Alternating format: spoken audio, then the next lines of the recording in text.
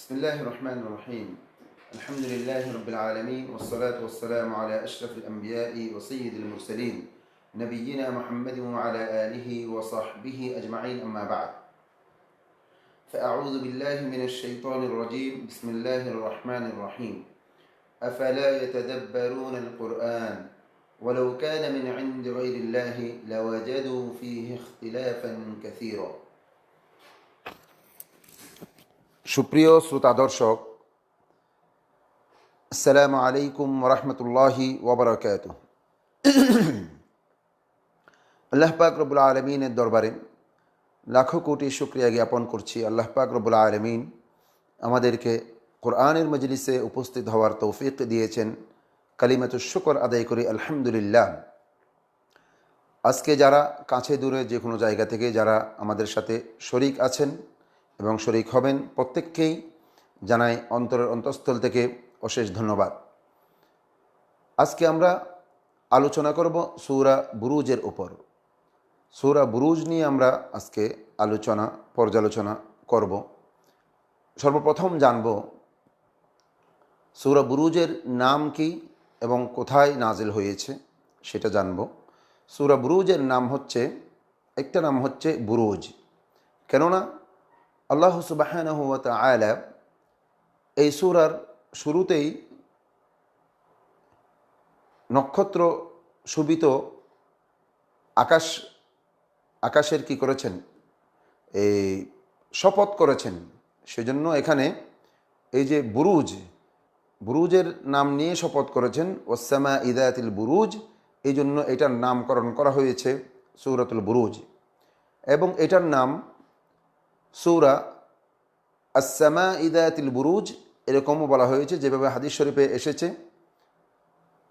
হযরত জাবির ইবনে সামুরা রাদিয়াল্লাহু তাআলা আনহুর কথার মধ্যেই এই নামটা এসেছে। উনি বলেন, রাসূলুল্লাহ সাল্লাল্লাহু আলাইহি ওয়াসাল্লাম জোহর এবং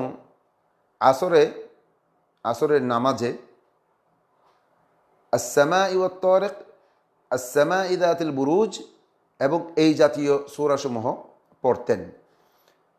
তাহলে এই হাদিসের মধ্যে আস-সামা ইযাতিল বুরুজ, আস-সামা ওয়াত তারিক এইভাবে নামকরণ করেছেন, এইভাবেই এই সূরাগুলোকে নাম বলা হয়েছে। এছাড়াও এই সূরার নাম আমরা যেরকম অন্যান্য সূরার মধ্যে বলেছি, প্রথম আয়াতটা পুরা দিয়েই সূরার নামকরণ করা হয়ে থাকে, যেমন ওয়াস-সামা ইযাতিল বুরুজ এভাবেও বলা হয়েছে।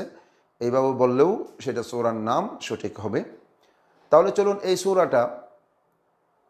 সূরা নাজিল হয়েছে পবিত্র মক্কাতুল মুকাররমায়। এটার মধ্যে প্রত্যেক উলামায়ে কেরাম, মুফাসসিরিনে কেরাম একমত, এখানে কোনো মতানৈক্য নেই যে অন্য কোনো জায়গায় নাজিল হয়েছে। এটা সূরা মাক্কিয়া। এবং এই সূরার মধ্যে আলোচনা করা হয়েছে, এই সূরার মধ্যে প্রকাশ পেয়েছে আল্লাহ সুবহানাহু ওয়া তাআলার শক্তি, এবং এই শক্তি যে দুনিয়ার সব কিছুকে শামিল করে নেয়, এইটার বহিঃপ্রকাশ বয়ান এই সূরার মধ্যে এসেছে।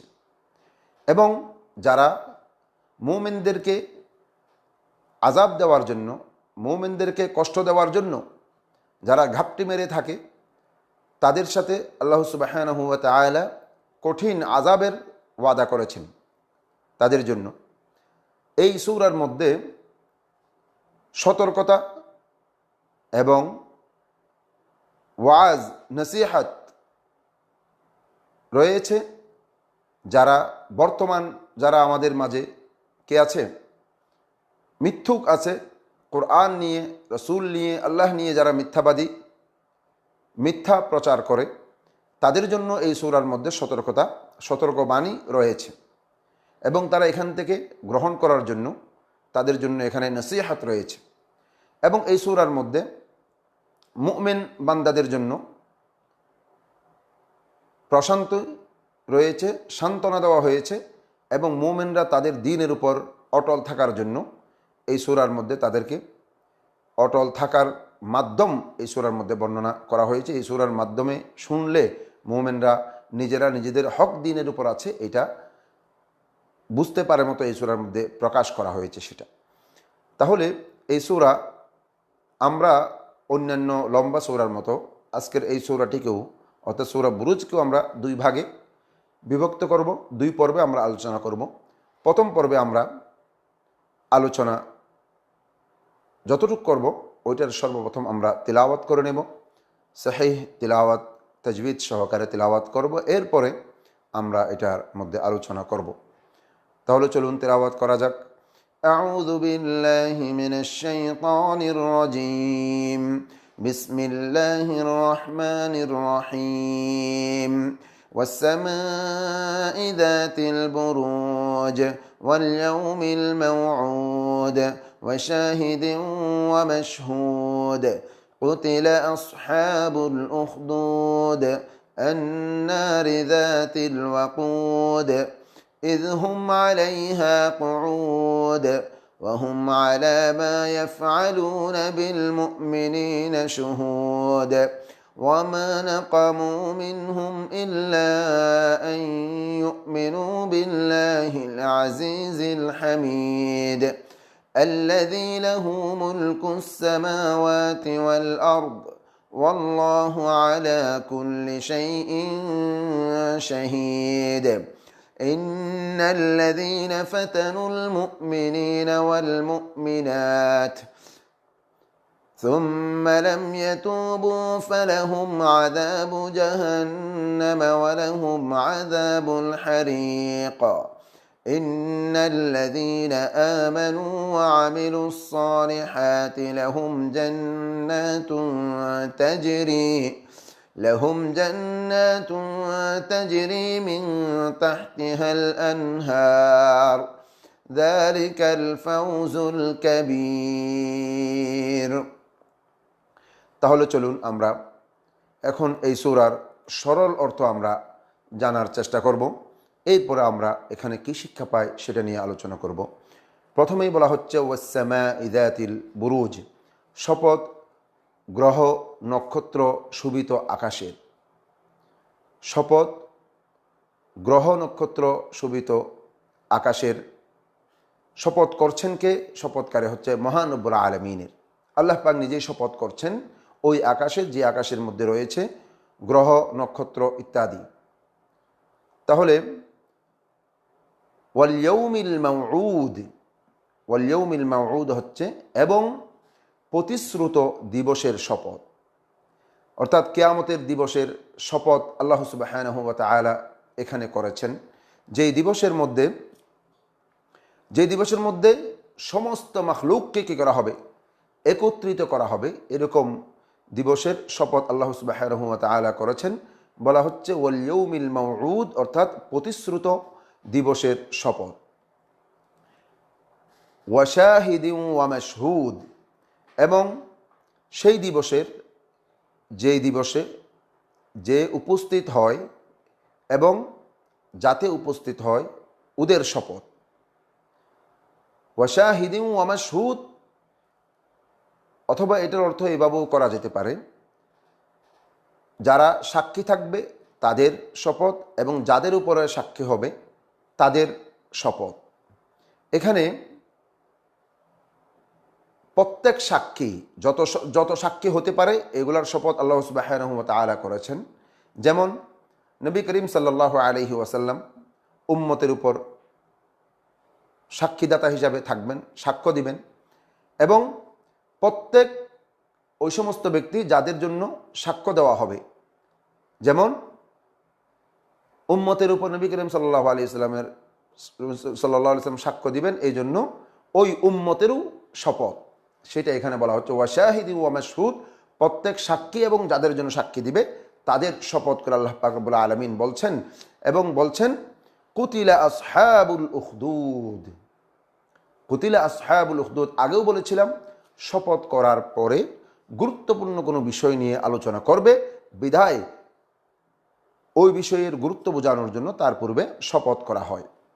কুতিলা আসহাবুল উখদুদ, অভিশপ্ত হয়েছে গর্তওয়ালারা, যারা বড় গর্ত খনন করেছে তাদের ব্যাপারে বলা হচ্ছে।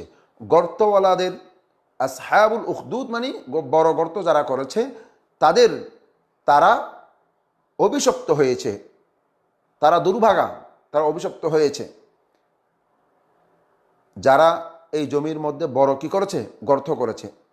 অর্থাৎ আন্নারি যাতিল ওয়াকুদ, এটা আগের আসহাবুল উখদুদের ব্যাখ্যা করা হচ্ছে। এখানে আসহাবুল উখদুদের ব্যাখ্যা করা হচ্ছে অনেক ইন্ধনের অগ্নি সংযোগকারীরা,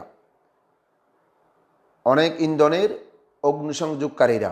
যাতুল ওয়াকুদ মানে যেখানে ইন্ধন রয়েছে, অনেক ইন্ধন দিয়ে যেই অগ্নি জ্বালানো হয়েছে, অগ্নিসংযোগকারী যারা আগুন লাগিয়েছে তাদের ব্যাপারে বলা হয়েছে তাদের উপর তারা অভিশপ্ত হয়েছে, সেটা বলা হয়েছে আন্নারি যাতিল ওয়াকুদ। অর্থাৎ আসহাবুল উখদুদ যারা গর্ত করেছে তারাই আবার ওই গর্তের মধ্যে ইন্ধন ঢেলে ওখানের মধ্যে কি করেছে, অগ্নিসংযোগ করেছে। সেই জন্য বলা হচ্ছে আন্নারি যাতিল ওয়াকুদ ইযহুম আলাইহা কুউদ। এবং ওই আগুনের মধ্যে আন্নারি যাতিল ওয়াকুদ, অগ্নি ঢালার পরে, অগ্নি সংযোগ করার পরে ওই গর্তের মধ্যে যারা খাঁটি মুমিন ছিল তাদেরকে ওই গর্তের মধ্যে, অগ্নির মধ্যে পুড়ে তারা কি করেছে, হত্যা করেছে। ইযহুম আলাইহা কুউদ, ইযহুম আলাইহা কুউদ, এবং তারা ওই অগ্নিসংযোগকৃত ওই গর্তের পারে বসে তারা অবস্থা দেখছিল। ইযহুম আলাইহা, ওই কূপের উপর বা ওই গর্তের পারে তারা বসে অবস্থান করছিল, দেখছিল। যখন তারা তার কিনারায় বসেছিল, তো ওখান থেকে বসে বসে যাদেরকে ওখানে পোড়ানো হচ্ছে তাদের তামাশা দেখছিল। অর্থাৎ ওই সময়ের মধ্যে যারা ছিল তারা অভিশপ্ত হয়েছে। এই কথা এখানে আল্লাহ সুবহানাহু ওয়া তাআলা কোরআন মজিদের মধ্যে পরবর্তী উম্মতকে আমাদেরকে জানিয়ে দিচ্ছেন। ওয়াহুম আলা মা ইয়াফআলুনা বিল মুমিনিনা শুহুদ, এবং তারা বিশ্বাসীদের সাথে যা করেছিল তা নিরীক্ষণ করছিল। ওয়াহুম আলা মা ইয়াফআলুনা বিল মুমিনিন, তারা মুমিনদের সাথে, বিশ্বাসীদের সাথে যারা তা অন্যায় জুলুম করছিল এইগুলা তারা ওখানে পারে বসে নিরীক্ষণ করছিল, দেখছিল। তারা ওখান থেকে মজা নিচ্ছিল কিভাবে তাদেরকে কষ্ট দিচ্ছে সেটা। ওয়ামা নাকামু মিনহুম ইল্লা আন ইউমিনু বিল্লাহিল আজিজিল হামিদ। এখানে বলা হচ্ছে ওই সমস্ত মুমিনদেরকে তাদেরকে শাস্তি দিয়েছিল শুধু এই কারণে যে তারা প্রশংসিত এবং মহা পরাক্রমশালী আল্লাহর প্রতি বিশ্বাস স্থাপন করেছিল বিদায় তাদেরকে শাস্তি দেওয়া হয়েছিল। ওই সমস্ত মুমিনদেরকে শাস্তি দেওয়া হয়েছিল। তাহলে কেন ওয়ামা নাকামু মিনহুম, তাদেরকে একমাত্র শাস্তি দেওয়া হয়েছিল কেননা তারা শাস্তি দেওয়া হয়েছিল আইয়ুমিনু বিল্লাহিল আজিজিল হামিদ, প্রশংসিত এবং পরাক্রমশালী আল্লাহর প্রতি তারা বিশ্বাস স্থাপন করেছিল বিদায় তাদেরকে শাস্তি দেওয়া হয়েছিল। আল্লাযী লাহু মুলকুস সামাওয়াতি ওয়াল আরদ ওয়াল্লাহু আলা কুল্লি শাইইন শাহীদ। আর যে পরাক্রমশালী আল্লাহ, যার জন্য রয়েছে নবমণ্ডল এবং ভূমণ্ডলের ক্ষমতা, যার জন্য রয়েছে, অর্থাৎ নবমণ্ডল এবং ভূমণ্ডলের ক্ষমতা যার হাতে, যিনি নবমণ্ডল এবং ভূমণ্ডলের মালিক, আল্লাহর সামনে রয়েছে সব কিছু। আল্লাযী লাহু মুলকুস সামাওয়াতি ওয়াল আরদ ওয়াল্লাহু আলা কুল্লি শাইইন শাহীদ। আর আল্লাহ পাক রব্বুল আলামিন প্রত্যেক জিনিসের উপর ক্ষমতাবান, সব কিছু পর্যবেক্ষণ করছেন। আল্লাহর সামনে রয়েছে সব কিছু, অর্থাৎ সব কিছু আল্লাহ পাক রব্বুল আলামিন পর্যবেক্ষণ করছেন। আল্লাহর কাছে বান্দার কোনো বিষয় কি নেই, গোপন নেই, সব কিছু আল্লাহ পাক রব্বুল আলামিন দেখছেন। ইন্নাল্লাযীনা ফাতানুল মুমিনিনা ওয়াল মুমিনাত সুম্মা লাম ইয়াতুবু ফালাহুম আযাবু জাহান্নাম ওয়া লাহুম আযাবুল হারিক। যারা মুমিনদেরকে, মুমিন পুরুষ ও নারীকে নিপীড়ন করেছে, জুলুম করেছে, অন্যায় করেছে, অতঃপর তওবা করেনি। ইন্নাল্লাযীনা ফাতানুল মুমিনিনা ওয়াল মুমিনাত, যারা মুসলমান নরনারী মুমিন নরনারীকে নিপীড়ন করেছে, অন্যায় করেছে, জুলুম করেছে, সুম্মা লাম ইয়াতুবু, অতঃপর তওবা করেনি, ফালাহুম আযাবু জাহান্নাম ওয়া লাহুম আযাবুল হারিক, তাদের জন্য আছে জাহান্নামের শাস্তি, তাদের জন্য রয়েছে জাহান্নাম, ওয়া লাহুম আযাবুল হারিক, আর তাদের জন্য রয়েছে দহন যন্ত্রণা। ওয়া লাহুম আযাবুল হারিক, যেই যন্ত্রণা তাদেরকে পুড়ে দেয়, ছারখার করে দেয়। আযাবুল হারিক, দহন যন্ত্রণা তাদের জন্য রয়েছে, দহন শাস্তি তাদের জন্য রয়েছে। তাহলে চলুন আজকে আমরা অতটুকের মধ্যেই আমরা শেষ করব, এবং শেষ করার পূর্বে আমরা এই আয়াতসমূহ থেকে অনুধ্যানের মাধ্যমে, তাদাব্বুরের মাধ্যমে কোন জিনিস শিক্ষা পাই সেটা দেখব, এবং এটা আমাদের চরিত্রে, আমাদের স্বভাবের মধ্যে, আমাদের জীবনে এগুলাকে বাস্তবায়ন করার চেষ্টা করব। তাহলে চলুন আমরা দেখি এই সূরার মধ্যে তাদাব্বুর করলে, আমরা যদি তাফাক্কুর করি, ফিকির করি, ধ্যান দিই, তাহলে কোন বিষয় আমাদের সামনে উঠে আসে যেগুলো শিক্ষণীয় বিষয় হিসাবে আমরা গ্রহণ করতে পারি। প্রথমেই বলা হচ্ছে ওয়াসসামা ইদাতিল বুরুজ। বারবার বলেছি, অন্যান্য আগের সূরার মধ্যে বলেছি, যে সমস্ত বিষয়ে কসম বা শপথ করা হয় ওই বিষয়গুলোর গুরুত্ব আছে। যেমন আসসামা যাতিল বুরুজ, নক্ষত্র সম্বলিত আকাশের শপথ করেছে।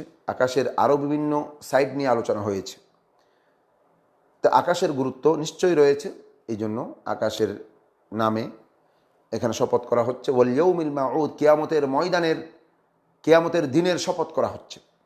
সেগুলা কিয়ামতের দিনের গুরুত্ব অনেক, সেজন্য যে সমস্ত বিষয়ে শপথ করে নিশ্চয়ই এটার গুরুত্ব রয়েছে। আর ওয়াশাহিদি ওয়া মাশহুদ, যারা যারা সাক্ষী হিসাবে থাকবে, যাদের জন্য সাক্ষী থাকবে প্রত্যেকেই, কারণ ওদেরকে নিয়েই তো কিয়ামত হবে, সেজন্য তাদেরও গুরুত্ব রয়েছে। সেজন্য আমরা আগেও বলেছিলাম, আল্লাহ সুবহানাহু ওয়া তাআলার জন্য প্রত্যেক মখলুকের, আল্লাহ ছাড়া দুনিয়ার যত কিছু আছে সব কিছুর নিয়ে শপথ করা ইচ্ছা, এখতিয়ার আল্লাহ রাব্বুল আলামিনের আছে, যেটা বান্দার কাছে কি নাই, আল্লাহর নাম এবং আল্লাহর গুণাবলী ছাড়া অন্য কোনো বিষয় নিয়ে শপথ করার কি নেই, অনুমতি নেই। আল্লাহর নাম গুণাবলী ছাড়া অন্য কোনো বিষয় নিয়ে শপথ করার অনুমতি বান্দার জন্য নেই। এবং এখানে বারবার বলেছি, যে সমস্ত বিষয় নিয়ে শপথ করা হয় ওই বিষয়ের গুরুত্ব, বড়ত্ব, মহত্ব বোঝানোর জন্য আল্লাহ সুবহানাহু ওয়া তাআলা কোরআন মজিদের মধ্যে ওই সমস্ত বিষয় নিয়ে কি করেছেন, শপথ করেছেন। সেজন্য আমাদের ওই বিষয়ের উপর চিন্তা করা দরকার। আল্লাহ পাক রব্বুল আলামিন এই আসমানকে এবং এর মধ্যে যত নিয়ামত রাজি রয়েছে এগুলোকে কিভাবে সৃষ্টি করেছেন, আর যিনি সৃষ্টি করেছেন উনি কত মহান। এই সৃষ্টি তো অনেক বড়, আর যিনি সৃষ্টি করেছেন উনি কত মহান, ওইটা যদি আমরা ফিকির করি তাহলে আমাদের যাবতীয় কাজকর্ম ওনাকে সন্তুষ্ট করার জন্যই আমরা করব অবশ্যই। সেজন্য আমরা এগুলোর মধ্যে একটু ধ্যান দেওয়া দরকার, আমরা সবসময় চিন্তা করা দরকার আল্লাহর মখলুকের মধ্যে। ওয়াল ইয়াউমিল মাউদ, একই কথা বলেছি, এখানে কিয়ামতের কঠিন ভয়াবহ অবস্থার গুরুত্ব বোঝানোর জন্য এখানে বর্ণনা করা হয়েছে। কারণ প্রত্যেক সৃষ্টি তারা আশা করে, অপেক্ষা করে থাকবে তাদের আমলের প্রতিদান কখন পাবেন, প্রতিফল কখন পাবেন। সেই দিনটা হচ্ছে অপেক্ষার পালা শেষ হবে ইয়াউমুল মাউউদের মাধ্যমে, কিয়ামতের ময়দানের মাধ্যমে শেষ হবে। সেজন্য আমরা কিয়ামত থেকে আমরা ভয় পাবো না, এটা অবশ্যম্ভাবী, এটা অবশ্যম্ভাবী যে এটা অবশ্যই হবে, কিন্তু আমরা কাজ করতে হবে এমনভাবে যাতে কিয়ামতের দিন আমরা কঠিন আযাব থেকে আমরা বাঁচতে পারি। সেজন্য আমরা কাজ করতে হবে। কারণ যেই দিন আমার কোনো মাল সম্পদ, আমার কোনো সম্মান, আমার কোনো প্রভাব প্রতিপত্তি, এগুলো আমাকে কোনো কাজে দিবে না। সেজন্য যেই সমস্ত বিষয়, যে সমস্ত আমল আমার সেই দিন কাজে আসবে, সেই সমস্ত আমল আমরা দুনিয়াতে করার চেষ্টা করব, যাতে কিয়ামতের ময়দানে কঠিন অবস্থা থেকে আমরা বাঁচতে পারি। ওয়াশাহিদি ওয়া মাশহুদ, এখানে এইটা বলে সাক্ষী গুরুত্ব রয়েছে ইসলামের মধ্যে, এটা বোঝানো দরকার। কে সাক্ষী দিবে, কাদের জন্য সাক্ষী দেবে, সাক্ষ্য দেওয়াটা গুরুত্ব কী পরিমাণ রয়েছে, সেটা, এটার অনুমতি কে পাবে, কে কার জন্য দিতে পারবে, এটার গুরুত্ব অনেক রয়েছে। এই সাক্ষী দেওয়ার যে গুরুত্ব, মাহাত্ম্য রয়েছে, সেটা বড়ত্ব রয়েছে, এটা আল্লাহ সুবহানাহু ওয়া তাআলা এই আয়াতের মধ্যে, এটার মাধ্যমে, এইগুলা দিয়ে কসম শপথ করেই আমাদেরকে বুঝিয়ে দিচ্ছেন সাক্ষ্যের গুরুত্ব কতটুকু রয়েছে। সেজন্য আমরা যখনই যে কোনো বিষয়ে আমরা যদি সাক্ষ্য দিতেই হয়, তাহলে আমরা সত্যের পথে, হক, ন্যায়ের পক্ষে আমরা সাক্ষ্য দেব। সেটা আমার বিরুদ্ধে হোক, আমার কোনো কাছের ব্যক্তির বিরুদ্ধে হোক, আমরা ন্যায়ের পক্ষে সাক্ষ্য দিব। কেননা প্রত্যেক কথা, কাজ, এটা আমাদের আল্লাহ সুবহানাহু ওয়া তাআলার সামনে আমাদেরকে এটার কি করতে হবে? প্রতিদান গ্রহণ করতে হবে, প্রতিফল আমাদের গ্রহণ করতে হবে। সেজন্য আমরা যে মিথ্যা সাক্ষী দিয়ে এটার প্রতিফল আমরা পরকালে কিয়ামতের ময়দানে গ্রহণ করতে হবে। সেজন্য চলুন তাহলে আমরা দেখতে পাই এরপরের আয়াতের মধ্যে আল্লাহ সুবহানাহু ওয়া তাআলা শপথ করার পর বলছেন কুতিলা আসহাবুল উখদুদ। কুতিলা আসহাবুল উখদুদ এটা হচ্ছে আল্লাহ সুবহানাহু ওয়া তাআলা জালেমদের জন্য আল্লাহর পক্ষ থেকে অভিশাপ আসুক এই কথা বলে। যে সমস্ত জালেমরা বড় পরিখা খনন করেছে, গর্ত খনন করেছে মুসলমানদের জন্য, এবং ওখানে মুসলমানদেরকে নিক্ষেপ করে তাদেরকে আগুন জ্বালিয়ে দিয়েছে, এইটার জন্য যারা এই কাজটা খুবই খারাপ করেছে, সেজন্য তাদের উপর আল্লাহর লানত বলে কি করেছেন? ধিক্কার দিয়েছেন। দ্বিতীয় নাম্বার, আল্লাহ সুবহানাহু ওয়া তাআলার কাছে মুমিনদের, যারা আল্লাহর উপর বিশ্বাস রাখে, তাদের ইজ্জত সম্মান কি পরিমাণ রয়েছে সেটা বর্ণনা করার জন্য এখানে এসে আল্লাহ সুবহানাহু ওয়া তাআলা এই আয়াতকে এনেছেন। এবং এই মুমিনদেরকে যারা কষ্ট দিবে, এই কষ্টের মাধ্যমে আল্লাহর পক্ষ থেকে তাদের জন্য লানত এবং আল্লাহর পক্ষ থেকে তারা দূরে সরে যাওয়া, আল্লাহর রহমত থেকে বঞ্চিত হওয়ার অন্যতম কারণ, সেটা এই আয়াতের মাধ্যমে আমরা বুঝতে পারি। এবং এখানে আসহাবুল উখদুদের ঘটনার উল্লেখ করা হয়েছে, কেননা যাতে মুমিনরা এখান থেকে কিছু প্রতিশ্রুতি পায় এবং যাতে কঠিন সময়ের মধ্যে মুমিনরা ধৈর্য ধারণ করতে পারে। যেভাবে আসহাবুল উখদুদের ঘটনা, যে সমস্ত মুমিনদের উপর জুলুম করা হয়েছিল, নির্যাতন করা হয়েছে, তারা যেভাবে ধৈর্য ধারণ করেছে, ঈমান হারা হয়নি। আমাদেরও বর্তমান চলার ক্ষেত্রে যত ধরনের মুসিবত আসবে আমাদের দ্বীনের উপর, আমাদের ব্যক্তির উপর, আমরা ইসলামের সাথে, দ্বীনের সাথে, মহান রব্বুল আলামিনকে খুশি করার জন্য এগুলোর উপর ধৈর্য ধারণ করতে হবে, এগুলো আমাদের সহ্য করে নিতে হবে। সেজন্য আসুন আমরা এই আয়াত থেকে যেটা শিক্ষা পাই সেটা হচ্ছে আল্লাহর সাথে আমরা সবসময় হুসনে জন করব, অর্থাৎ ভালো ধারণা করব। আল্লাহ আমাদের জন্য, যারা আল্লাহর উপরে বিশ্বাস ঈমান রাখে, আল্লাহ তাদের পক্ষেই কাজ করেন, এটা কি, এবং আল্লাহর যে পক্ষ থেকে যে সমস্ত কদর রয়েছে, আমাদের নসিব রয়েছে, ভাগ্য রয়েছে, এটা আমাদের জন্য কল্যাণকর, সেটা আমরা মেনে নেব। দ্বিতীয় নম্বর হচ্ছে আমরা আল্লাহ যে মুসলমানদের জন্য, মুমিনদের জন্য সবসময় সাহায্যকারী, এই কথার বিশ্বাস 100% আমাদের বিশ্বাস রাখতে হবে। এবং আল্লাহর রাস্তায় কষ্ট আসবে, সেই সমস্ত কষ্টের উপর আমাদের ধৈর্য ধারণ করতে হবে এবং হককে আমাদের আঁকড়ে ধরতে হবে, সেটা যতই কঠিন হোক। এরপরে আল্লাহ সুবহানাহু ওয়া তাআলা বলেন কুতিলা আসহাবুল উখদুদের ব্যাখ্যা বলেন, বা এটাকে আরেকটা স্পষ্ট করার জন্য বলেছেন আন্নারি যাতিল ওয়াকুদ, অর্থাৎ ওই সমস্ত ব্যক্তিদের উপর আল্লাহর লানত, যে সমস্ত জালেমরা, যারা কি করেছে, বড় ধরনের অগ্নিকাণ্ড কি করেছেন, আগুন জ্বালিয়েছে গর্তের মধ্যে, যে গর্ত তারা মুমিনদেরকে নিক্ষেপ করার জন্য করেছিল। এবং এই কাজটা খুবই খারাপ কাজ, অন্যায় কাজ, এটা বোঝানোর জন্য আল্লাহ সুবহানাহু ওয়া তাআলা এখানে এই আয়াতকে এনেছেন। এবং এখান থেকে আমরা ইবরত হাসিল করতে হবে, শিক্ষা গ্রহণ করতে হবে, যে আমাদের পূর্বে জালেমরা কি করেছিল মুমিনদের সাথে। এবং এ কথাও জানতে হবে যে আল্লাহ সুবহানাহু ওয়া তাআলা তারা যা কিছু করেন এগুলোর উপর অবগত আছেন, এগুলোর শাস্তি ক্রমে ক্রমে আল্লাহ পাক অবশ্যই দিবেন। আমাদের সাথে এরকম কোনো জালেমরা অন্যায় করলে সেটা আল্লাহ সুবহানাহু ওয়া তাআলা অবগত আছেন এবং এইটার শাস্তি তারা অবশ্যই পাবে। এই জন্য আমরা যাতে কি না করি, ধৈর্যহারা হয়ে আমরা যাতে তাদের শাস্তির জন্য, ত্বরান্বিত হওয়ার জন্য বেকুল হয়ে না যায়, সেজন্য অস্থির হয়ে না যায়, সেজন্য আমরা ধৈর্য ধারণ করতে হবে। আল্লাহ সুবহানাহু ওয়া তাআলা তারা জানবেও না কখন তাদেরকে শাস্তি দিবেন, সেটা আল্লাহ সুবহানাহু ওয়া তাআলার নিজেই ভালো জানেন। সেজন্য এরপরে বলা হচ্ছে ওয়াহুম আলা মা ইয়াফআলুনা বিল মুমিনিনা শুহুদ। এখানে আল্লাহ সুবহানাহু ওয়া তাআলা যারা অপরাধী, যারা সীমালঙ্ঘন করেছে, তাদের অবস্থা বর্ণনা করেছেন। তারা এই যে মুসলমানদেরকে ইন্তেকাম নেওয়ার জন্য, প্রতিশোধ নেওয়ার জন্য যে শাস্তি দিয়েছিল, তারা সেগুলা বসে বসে অবলোকন করছে, ঠাট্টা মজাক করছে এবং মুসলমানদের কীভাবে দিচ্ছে সেই কথাই এখানে বলা হয়েছে। এজন্য আমাদের উচিত আমরা যাতে কেউ ভুল করে ফেললে সেখান থেকে প্রতিশোধ নিতে না যাব, প্রতিশোধ নেওয়া, মাফ করে দেব, প্রতিশোধ নেওয়া থেকে বিরত থাকবো। কেননা এটা মোমেনদের গুণাবলী হতে পারে না, এটা ইসলামের দুশ্মন কাফেরদের গুণ হতে পারে। সেজন্য এটা আমরা এই সমস্ত কাজ থেকে বিরত থাকবো। ওয়ামা নাকামু মিনহুম ইল্লা আন ইউমিনু বিল্লাহিল আজিজিল হামিদ। এখানে এই আয়াতের মধ্যে আল্লাহ সুবহানাহু ওয়া তাআলা বলেছেন মুসলমানদের ঈমানের উপর মুসলমানরা কত অটল ছিল এটা বর্ণনা করার উদ্দেশ্য। ওমা নাকাম ইল্লা আন ইউমিনু বিল্লাহিল আজিজিল হামিদ, তারা শুধু পরাক্রমশালী আল্লাহর উপর বিশ্বাস স্থাপন করার কারণে, বিশ্বাস রাখার কারণে তাদেরকে শাস্তি দেওয়া হয়েছে এবং তাদের উপর যে আযাব এসেছে কাফেরদের পক্ষ থেকে এটার তাসাল্লি দেওয়ার জন্য, সান্ত্বনা দেওয়ার জন্য আল্লাহ পাক রব্বুল আলামিন এই আয়াত এনেছেন। এমনকি এইটাই সবচেয়ে বড় কারণ ছিল তাদের শাস্তির, যে তারা ঈমানদার, তারা তাদের রবের সাথে ঈমান এনেছে, ওই ঈমানের উপর তারা কি ছিল, বরকরার ছিল, এই ঈমানের সাথেই তারা ছিল, এই জন্য তাদেরকে শাস্তি দেওয়া হয়েছে।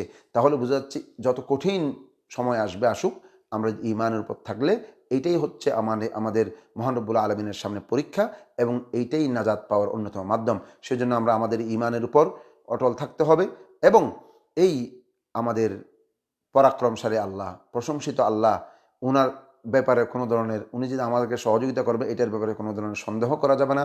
এবং হক পথ যেটা আছে, সঠিক পথ একটু কঠিন, সেটা আমাদের জানতে হবে, জন্য আমাদের ধৈর্য ধারণ করতে হবে এবং এই কঠিনের কারণে এটা আমাদের সওয়াবের কাজ মনে করতে হবে। যত শাস্তি বেশি পাবো, যত আমাদের উপর মুসিবত আসবে, মুসিবতের কারণে আল্লাহর কাছে আমাদের আজর মিলবে, সওয়াব মিলবে, সেটা আমাদের, কারণ আল্লাহ সুবহানাহু ওয়া তাআলা সব কিছু দেখছেন এবং আল্লাহ জানেন। এবং আমাদের এই কথার ঈমান রাখতে হবে যে আল্লাহর যার সাথে আল্লাহ আছে, যার সাথে আল্লাহর সহযোগিতা রয়েছে, তার সাথে এমন শক্তি রয়েছে যে শক্তিকে কেউ পরাভূত করতে পারবে না, এই কথার আমাদের বিশ্বাস রাখতে হবে। আল্লাযী লাহু মুলকুস সামাওয়াতি ওয়াল আরদ ওয়াল্লাহু আলা কুল্লি শাইইন শাহীদ। তাহলে আল্লাহ সুবহানাহু ওয়া তাআলার জন্যই, একক আল্লাহর জন্যই এই নবমণ্ডল এবং ভূমণ্ডল সবকিছুর মালিককে মহান রব্বুল আলামিন। এবং আল্লাহ পাক রব্বুল আলামিন এখানে যা কিছু হচ্ছে ছোট বড় সব কিছু সম্পর্কে আল্লাহ অবগত এবং প্রত্যেক জিনিস আল্লাহর মালিকানাধীন। আল্লাহ ছাড়া কারো উপর এই দুনিয়ার, আল্লাহর হুকুমের উপর কারো ক্ষমতা চলবে না, কারো বিন্দু পরিমাণ কোনো ক্ষমতা চলবে না। এটা আমরা এই আয়াত থেকে বুঝতে পারি, কারণ সব কিছু আল্লাহর মালিক যে, তারই ক্ষমতা চলবে, সেটা আমরা বুঝতে পারি। এই জন্য আমাদের উচিত আমরা যাতে আল্লাহর মালিকানার মধ্যে কোনো জিনিসের এমন বিষয় নিয়ে গর্ব না করি যেটা আমি মালিক, এটা যাতে আমরা না বলি। এগুলো হচ্ছে আমাদের সামান্য নিয়ামত আল্লাহ পাক আমাদেরকে দিয়েছেন, এবং এমন কোনো কাজ না করি যেটা মালিকের খেলাফ হয়, অর্থাৎ আল্লাহর খেলাফ হয়। সেজন্য আমাদের সবসময় আমাদের করতে হবে ওই কাজ যেগুলো আল্লাহ সন্তুষ্ট হয়। কেননা আল্লাহ আমাদেরকে, আমরা যত কাজ করি সব কিছু দেখছেন, জানেন আমাদের আমল যা করছে বাহ্যিকভাবে, এবং আমাদের অন্তরে কে আছে, আমাদের নিয়তে কে, ইচ্ছা কে আছে, সব কিছু আল্লাহ জানেন। সেজন্য আমরা নিয়ত থেকে শুরু করে এবং আমাদের অন্তরে কী কী আমরা এই গোপনে যেগুলো আমরা কি করি, মনে মনে আমরা চিন্তা ফিকির করি, এগুলো থেকে শুরু করে বাস্তবায়ন করা পর্যন্ত প্রত্যেকটা জিনিস আল্লাহ জানেন। সেজন্য আমরা প্রত্যেকটা ক্ষেত্রে আল্লাহ সন্তুষ্ট হয় এরকম কাজ আমাদের করতে হবে। নিয়ত বলেন, কলবের কাজ বলেন, বাহ্যিক কাজগুলো সব কিছু আল্লাহর জন্য করতে হবে এবং একতার বিশ্বাস রাখতে হবে সমস্ত ক্ষমতা আল্লাহর হাতে। এখানে কোনো কিছু আল্লাহর হুকুম ছাড়া, আল্লাহর ইচ্ছা ছাড়া এই দুনিয়াতে হতে পারে না, এটা আমাদের বিশ্বাস রাখতে হবে। আমাদের মুসিবত আসলেও নিশ্চয় আল্লাহ জানেন, আল্লাহ আমাদেরকে হেফাজত করবেন, এই কথার বিশ্বাস রাখতে হবে। ইন্নাল্লাযীনা ফাতানুল মুমিনিনা ওয়াল মুমিনাত সুম্মা লাম ইয়াতুবু ফালাহুম আযাবু জাহান্নামা ওয়া লাহুম আযাবুল হারিক। তাহলে বোঝা যাচ্ছে নিশ্চয়ই যে সমস্ত ব্যক্তিরা মুমিনাতদেরকে, অর্থাৎ মুমিন নরনারীদেরকে যারা কষ্ট দিবে, নির্যাতন করবে এবং ওখান থেকে ফিরে আসবে না, তওবা করবে না আল্লাহর কাছে, তাদের জন্য জাহান্নামের আযাব রয়েছে, এবং তাদের জন্য অগ্নিদায়ক দাহনকৃত আযাব তাদের জন্য রয়েছে। এই আয়াত থেকে আমরা যদি চিন্তা করি তাহলে বোঝা যাচ্ছে এই নিশ্চয়ই প্রতিফল যেটা সেটা তার কাজের বিনিময়, কাজ যেরকম হবে সেরকম বিনিময় সে অবশ্যই পাবে। যদি সে কি না করে, আল্লাহর কাছে ফিরে না আসে, তার যে নাফরমানি করেছে সীমা লঙ্ঘন করেছে, এই সীমা লঙ্ঘন থেকে যদি সে আল্লাহর দিকে ফিরে না আসে, তওবা না করে, তাহলে সে যেই কাজ এখানে করবে সেটার বরাবর আল্লাহর কাছে সে অবশ্যই পাবে, অর্থাৎ এটা শাস্তি ভোগ করতে হবে। এবং আল্লাহর রহম করম, আল্লাহর নিয়ামত, এগুলো হচ্ছে অনেক বড়। এমনকি আল্লাহ রব্বুল আলামিন যারা নাফরমানি করে, সীমা লঙ্ঘন করে, জালেম আছে, তাদের সাথেও আল্লাহ রহম করম করতে পারে যদি তারা কি ফিরে আসে। আর ফিরে না আসলে তো তাদেরকে, এই জন্য আমাদের উচিত আমরা তাদেরকে, যারা এরকম সীমা লঙ্ঘন করবে, তাদেরকে আল্লাহর দিকে ফিরে আসার জন্য, তওবা করার জন্য তাদেরকে আমরা আহ্বান করব এবং তাদেরকে জাহান্নামের আগুন থেকে, আযাব থেকে আমরা তাদেরকে সতর্ক এখানে করা হয়েছে। এই আয়াত থেকে আমরা সতর্ক করতে হবে, এই জিনিস আমরা বুঝতে পারি। সেজন্য আমরা যাতে আল্লাহর রহমত থেকে এই নৈরাশ না হই, আল্লাহর রহমত থেকে, এবং আল্লাহর কাছে আশা করি আমরা গুনাহ করলেও তওবার মাধ্যমে, তওবা করার মাধ্যমে যাতে আল্লাহর দিকে ফিরে যায় আমরা আশা রাখি, এবং আল্লাহর দিকে ফিরে যাই। আমরা আমাদের গুনাহ যত বড়ই হোক না কেন, কারণ আল্লাহর কাছে ফিরে গেলে আল্লাহ কি করে দেন? ক্ষমা করে দেন। এটা আমরা এই আয়াত থেকে বুঝতে পারি। সুম্মা লাম ইয়াতুবু বলা হয়েছে, যদি ফিরে না যাই, তওবা না করি, তাহলে হয়তো আল্লাহ মাফ করবেন। কিন্তু আমরা যদি ফিরে যাই, যত বড় গুনাহই হোক না কেন, আমাদের উচিত আমরা আল্লাহর দিকে ফিরে যাব, সামনে আর গুনাহ করব না, এরকম নিয়ত করে আল্লাহর দিকে ফিরে যাব। আল্লাহ আমাদেরকে গুনাহ ক্ষমা করবেন ইনশাআল্লাহ, এবং জাহান্নামের আযাব থেকে আমাদেরকে রক্ষা করবেন, জান্নাতের অশেষ নিয়ামত আমাদেরকে ইনশাআল্লাহ দেওয়ার ব্যবস্থা করবেন। এটাই আমরা আশা করতে পারি। আল্লাহ সুবহানাহু ওয়া তাআলা আজকে আমরা যে সমস্ত আলোচনা করেছি, এই সমস্ত আলোচনা যাতে আমরা আমলে পরিণত করতে পারি, এই তৌফিক আমাদেরকে দান করুন। এবং এখানে জান্নাত জাহান্নামের যে সমস্ত কথা বলা হয়েছে এবং জালেমদের যে সমস্ত কথা বলা হয়েছে, এরকম কাজ থেকে যাতে আমরা বিরত থাকতে পারি এবং জান্নাত কামাই করতে পারি, অর্জন করতে পারি, এরকম কাজ যাতে আমরা বেশি বেশি করতে পারি। দুনিয়ার এই হায়াতকে যাতে আমরা জান্নাতের, এই পরকালের হায়াতের জন্য এটাকে আমরা মূল পুঁজি হিসেবে আমরা কাজে লাগাইতে পারি, এই তৌফিক আল্লাহ পাক আমাদেরকে দান করুন। ওয়া আখিরু দাওয়ানা আনিল হামদুলিল্লাহি রাব্বিল আলামিন ওয়া সাল্লাল্লাহু তাআলা আলা নবিয়িনা মুহাম্মদ ওয়া আলা আলিহি ওয়া সাহবিহি আজমাইন।